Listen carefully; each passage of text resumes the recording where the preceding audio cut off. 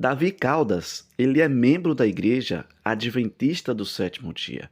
Ele chama a atenção de toda a igreja ou aqueles que são defensores de Ellen White. Presta bastante atenção no que ele falou sobre Ellen White. Olha só, acompanha o vídeo nesse momento e o link da mensagem completa está aqui na descrição, tá bom? Que Deus te abençoe. Primeiro argumento: não devemos trocar o meio pelo fim. Ellen White, ela dizia que o seu trabalho principal era conduzir as pessoas à Bíblia.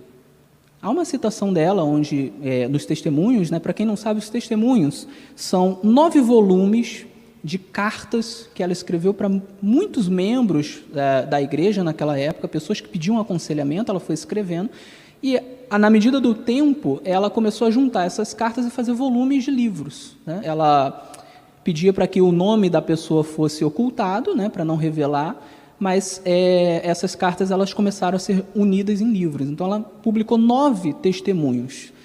Cada testemunho tem uma grossura aí de 400, 500 páginas, algumas maiores, deve dar umas 5.000 páginas, eu estimo, os 9 testemunhos. Há uma citação dela em que ela diz que ela só escreveu os testemunhos, é o primeiro, na verdade, ela só escreveu os testemunhos porque os irmãos da sua época não estavam estudando a Bíblia como deveriam, não estavam aplicando a Bíblia às suas vidas como deveriam. E aí ela diz: eu não precisaria ter escrito os testemunhos se vocês fossem a Bíblia, se vocês estudassem a Bíblia. Então, Ellen White, ela tinha uma visão da questão do estudo da Bíblia, da aplicação da Bíblia na nossa vida, muito forte. E tão forte que a função dela, principal, na sua concepção, era levar as pessoas de volta à Bíblia. Era fazer as pessoas lerem, estudarem e aplicarem a Bíblia Sagrada em suas vidas. Era a principal função delas. Ela fez outras coisas, ela fez profecias, ela, enfim, tem uma série de coisas positivas que ela fez na igreja, mas a sua principal missão era levar as pessoas à Bíblia. Então, não devemos trocar o meio pelo fim. Ela era um meio para a Bíblia. Quando você troca uma coisa pela outra, você está distorcendo a missão da mensageira. Eu vou dar um exemplo. Se alguém te perguntar: adultério é pecado? Você vai dizer: é. Por quê? Imagina que você responda assim: é pecado porque Ellen White falou que é pecado. Onde está o erro nisso? O erro está que, beleza, Ellen White falou que é pecado o adultério. Mas muito antes de Ellen White ter falado isso, a Bíblia falou. Ellen White repetiu o que a Bíblia disse. Percebe? Mas a fonte original é a Bíblia. Quando você troca o meio pelo fim, você distorce a questão. Quer dizer, é pecado porque a Bíblia define como pecado. E Ellen White vai repetir aquilo que a Bíblia disse porque ela é uma mensageira do Senhor com a sua função principal de levar as pessoas à Bíblia. Percebe? Então, você não pode trocar o meio pelo fim. Você não vai pegar Ellen White e colocar na função que pertence à Bíblia, como a própria Ellen White dizia. Para Ellen White, Bíblia é a única regra de fé e prática, e não ela mesma. Por exemplo, ela dizia, das citações, ela dizia: não coloquem os testemunhos, ou seja, os livros dela, na dianteira, no lugar da Bíblia, na frente da Bíblia. Os testemunhos têm a sua importância, têm a sua missão, mas não é a mesma função da Bíblia Sagrada. É o mesmo Espírito que inspirou, mas são funções diferentes. Isso é importante. Quando a gente usa algo bom da maneira errada, isso pode se tornar uma maldição. Por exemplo, a lei. A lei é boa. Paulo vai dizer que a lei é santa, justa e boa. Mas, se você usa a lei, por exemplo, como meio de salvação, que é um lugar que pertence apenas a Jesus, aí você está com um problema. E isso, no Novo Testamento, por exemplo, era condenável pelos apóstolos, em especial o apóstolo Paulo. Então, não devemos trocar o meio pelo fim. Então, uma das razões para você não fazer aqueles pontos que eu mencionei, como, por exemplo, fazer teologia em cima do que Ellen White falou, pode ou não pode bateria, vamos a Ellen White. Uma das razões é você trocar o meio pelo fim. Não é Ellen White que você vai à Bíblia. O que a Bíblia diz? Óbvio, não estou dizendo aqui que Ellen White não tem importância, mas a função é diferente.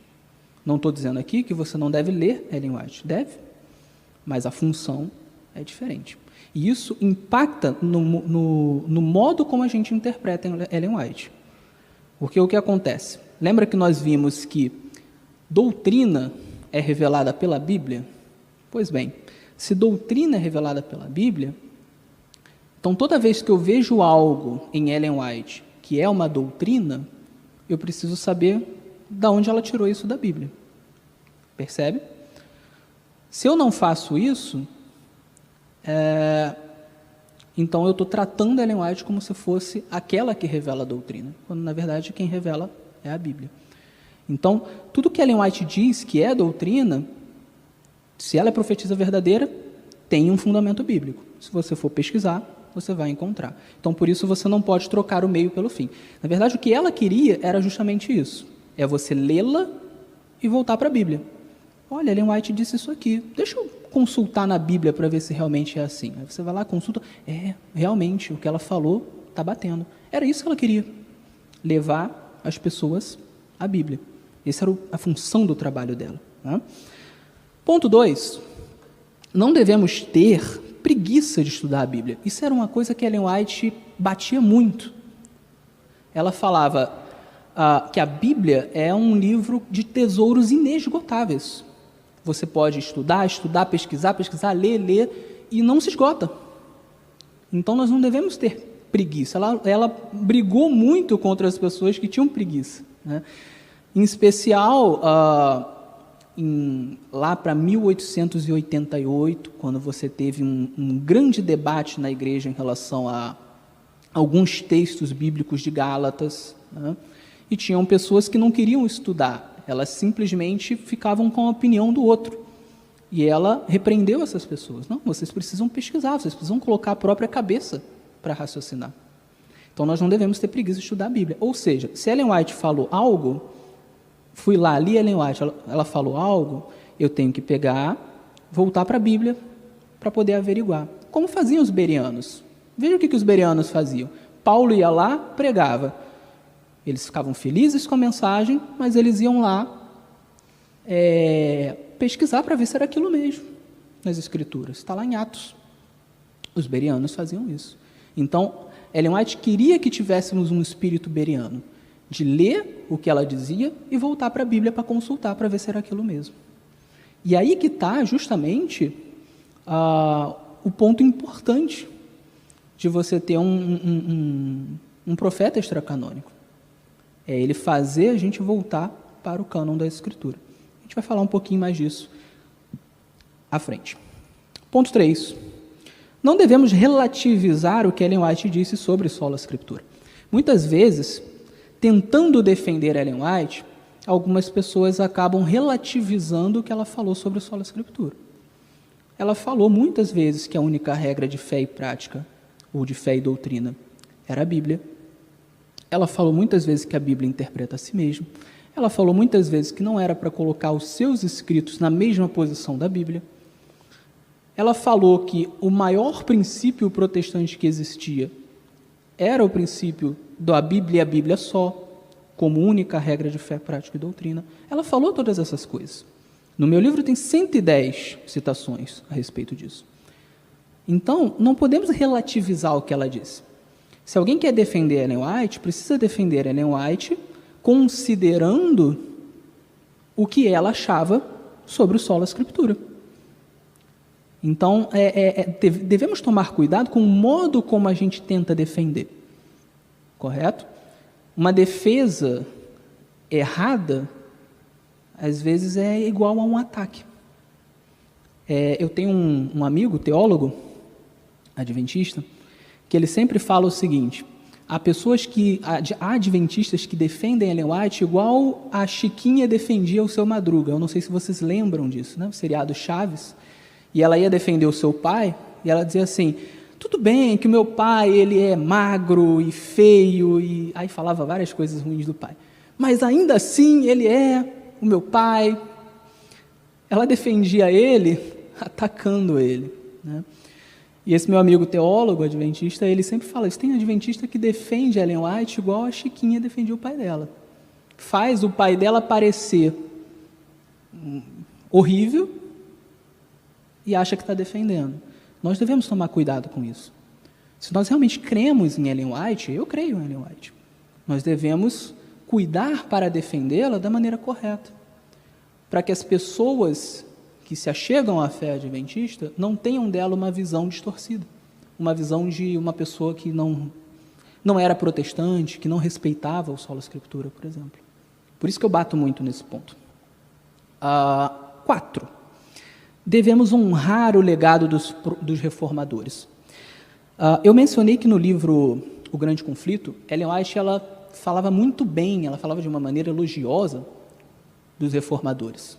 Você pode ler, ela fala de Lutero, ela fala de Calvino, ela fala de Zwinglio, muito bem de todos eles. Primeira vez que eu li O Grande Conflito, eu sempre falo isso, eu tive uma surpresa, porque eu não sou adventista de berço, eu já falei isso na primeira palestra, e a minha visão de Ellen White era a visão que me vendiam, né? Me vendiam a visão dela de alguém exclusivista, por exemplo.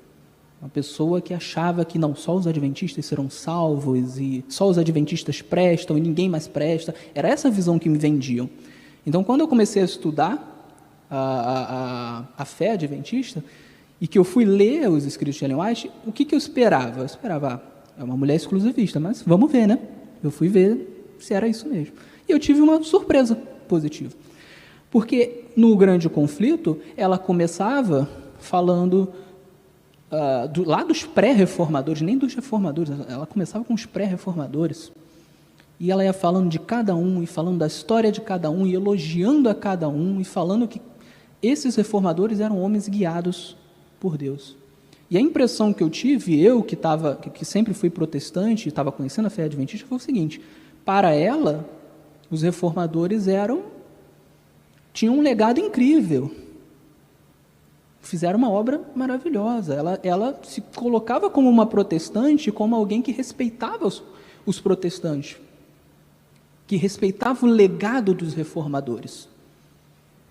Eu vi ali não um exclusivismo, mas um inclusivismo, a ideia de que assim, a história de vocês é a nossa história também e vice-versa. Então, nós devemos honrar o legado dos reformadores. E se os reformadores eles lutaram tanto pelo sola escritura, então nós devemos também agir dessa maneira. Como eu falei na primeira palestra, não excluir o dom profético, mas usar o sola escritura da maneira correta, a maneira que não exclui o dom profético, até porque o dom profético é bíblico. Então não tem como você ser sola escritura e não crer na continuidade do dom profético, tem alguma coisa errada, né? Então, esse é um ponto para não usar mal os escritos de Ellen White. Tem um quinto ponto aqui. É preciso mergulhar nos princípios bíblicos por trás dos conselhos, a fim de não distorcê-los. Esse ponto é muito interessante, e eu vou trabalhar um pouco ele melhor no último dia de palestra. Quando a gente interpreta Ellen White sem tentar entender qual era o princípio bíblico que ela estava utilizando, a gente muitas vezes acaba distorcendo o que ela queria dizer. Eu vou dar um exemplo clássico. Em Testemunhos 9, Ellen White ela falou contra a compra de bicicletas. Isso aí lá em 1890 e pouco. E ela falou contra o uso de bicicletas e a compra de bicicletas. Se você pega o trecho isolado e você diz assim, isso aqui tem que interpretar do jeito que está e é isso. Você vai concluir o quê? Que bicicleta é pecado. Comprar bicicleta é pecado. Andar de bicicleta é pecado. E é atemporal. Era lá, naquela época, continua sendo hoje. Qual é o problema dessa interpretação? À luz do Sola Escritura, o problema é, você pode ler a Bíblia de capa a capa que você não encontra uma proibição a andar de bicicleta. Até porque a bicicleta não existia na época bíblica. Mas você não encontra nem alguma passagem que você poderia deduzir que a bicicleta é um pecado em si mesmo. Ou seja, está errado isso aqui. Você está interpretando Ellen White como se ela estivesse criando uma doutrina nova, uma doutrina que a Bíblia não cria, de que bicicleta é pecado. Mas o que acontece? Quando você faz duas coisas, primeiro, tentar achar o princípio bíblico que Ellen White usou naquele conselho, e segundo, interpretar dentro do contexto, tanto o contexto imediato, textual, quanto o contexto histórico do que ela estava falando, aí você consegue chegar à interpretação correta. Uma interpretação que não quebra o Sola Escritura. Bicicleta naquela época tinha acabado de ser inventada. Ou seja, era muito caro. Era uma inovação, era muito caro. Quem gosta de videogame, por exemplo, sabe, quando sai um videogame novo, quando saiu o PlayStation 1, aí depois o 2, o 3, assim que sai, é super caro. Depois vai barateando. Mas quando sai, se eu não me engano, o PlayStation 4 chegou aqui no Brasil, era mais de R$4.000. É muito dinheiro, né? O salário médio, acho que do Rio de Janeiro, é 2.000, então seriam 2 meses de trabalho, né, para comprar um PlayStation. A bicicleta era muito cara.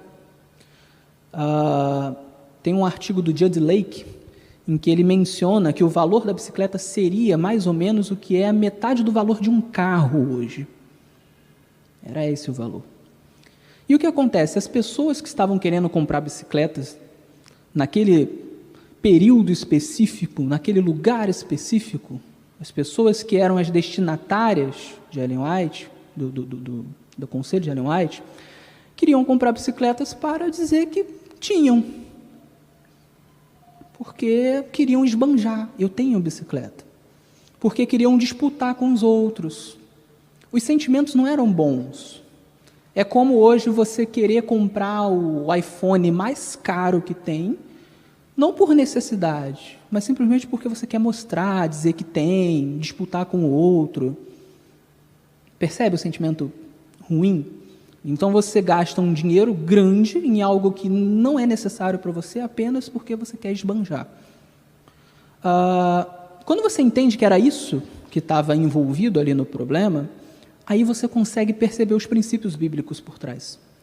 A Bíblia fala sobre modéstia, a Bíblia fala sobre moderação, a Bíblia fala sobre boa administração, inclusive do dinheiro, a Bíblia fala sobre não ser egoísta, etc, etc, etc. Todos esses princípios estavam envolvidos ali. Quem gastava um dinheiro grande em algo que não era necessário apenas para esbanjar e disputar com os outros, estava cometendo uma série de pecados que são claramente condenados na Bíblia Sagrada. O que Ellen White fez, então? Ela criou uma nova doutrina? Não. Ela fez uma aplicação de princípios bíblicos. Ela pegou uma série de princípios bíblicos, 5, 6, 7 princípios bíblicos, e aplicou àquela situação específica. E falou, olha, vocês não devem comprar bicicleta. Agora, isso serviria para hoje? Não. Hoje, bicicleta é muito barato. Você consegue uma bicicleta usada por R$50 às vezes, se você for bom de negócio. A bicicleta hoje serve... A maioria das pessoas que compra bicicleta não compra para esbanjar, para dizer que tem, para disputar com o outro. Compra porque quer ir em algum lugar mais rápido. Compra porque quer se exercitar. Então, nesse contexto, não se aplica o que Ellen White falou. Então Ellen White não era inspirada? Não, ela era inspirada, mas ela foi inspirada a aplicar princípios bíblicos a uma situação específica. Há um texto de Ellen White em que ela diz o seguinte, que nós devemos ter bom senso.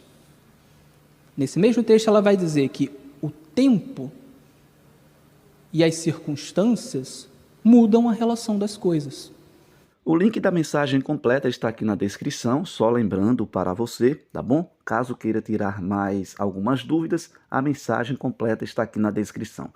E não esquece também de se inscrever aqui no canal, deixa o teu like para que o YouTube possa recomendar esse vídeo para mais pessoas. Comenta e compartilha, que Deus te abençoe.